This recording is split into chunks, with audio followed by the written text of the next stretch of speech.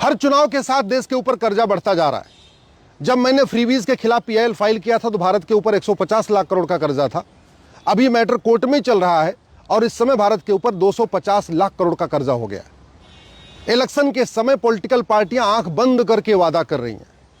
केवल रोटी कपड़ा मकान का वादा नहीं हो रहा है, बल्कि कैश देने का भी वादा किया जा रहा है, सोना चांदी देने का भी वादा किया जा रहा है, स्मार्टफोन देने का वादा किया जा रहा है, स्कूटी देने का वादा किया जा रहा है और इसीलिए कर्जा बढ़ते बढ़ते 250 लाख करोड़ का हो गया है।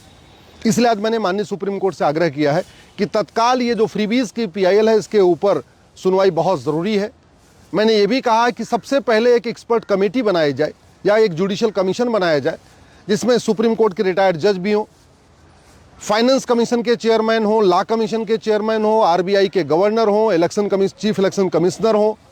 इस तरीके से एक एक्सपर्ट बॉडी बनाई जाए और फिर भारत में फ्रीबीज को कैसे कैसे रोकना है इसके ऊपर विचार किया जाए। नहीं तो भारत बदहाल हो जाएगा इस मुफ्तखोरी के कारण। जैसे लंका की इकोनॉमी बर्बाद हो गई, वेनेजुएला की इकोनॉमी बर्बाद हुई, पाकिस्तान की इकोनॉमी बर्बाद हो चुकी है, वही हालत भारत की भी होगी, क्योंकि हर चुनाव के साथ लगातार यहाँ पे फ्रीबीज का वादा किया जाता है और जैसे सरकार बनती है फिर उसको पूरा किया जाता है और आने वाले टाइम में फिर इलेक्शन होने वाला है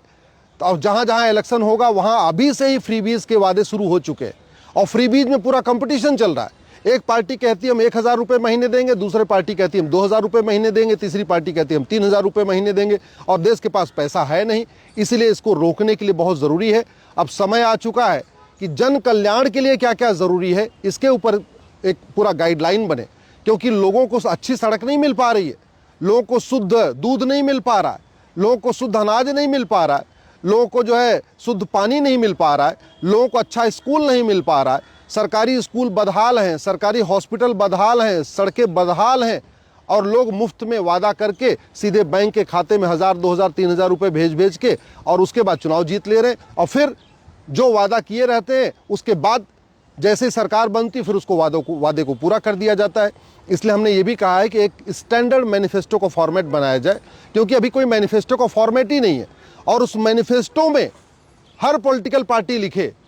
कि इस समय राज्य के ऊपर इतना कर्जा है, जो वो वादा कर रही है उससे इतना कर्जा और बढ़ेगा और 5 साल की सरकार में अगर उसकी सरकार बन जाती है तो उसका कर्जा, राज्य का कर्जा कम करने के लिए सरकार क्या कदम उठाएगी वो भी लिखे। अभी ये तो वादा किया जा रहा है कि हम ये देंगे ये देंगे ये देंगे, लेकिन कहीं मैनिफेस्टो में ये लिखा ही नहीं होता कि राज्य के ऊपर जो 5 लाख करोड़ का कर्जा है, 6 लाख करोड़ का कर्जा है, इसको हम कम कैसे करेंगे। तो नतीजा ये है, असम का कर्जा बढ़ता गया, बंगाल का कर्जा बढ़ता गया, पंजाब जो है पूरी तरीके से एकदम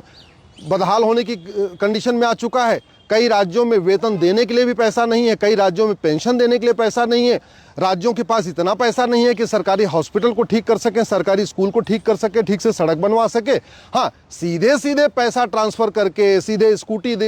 दे के, सीधे स्मार्टफोन दे के, लैपटॉप दे के हर पॉलिटिकल पार्टी चुनाव जीत ले रही है और इसलिए भारत की इकोनॉमी बर्बाद होती जा रही है। इसलिए मैंने माननीय सुप्रीम कोर्ट से आग्रह किया है कि इसके ऊपर फाइनल हियरिंग करें और फ्रीबीज को तत्काल बैन करें, इसके ऊपर गाइडलाइन बनाएं।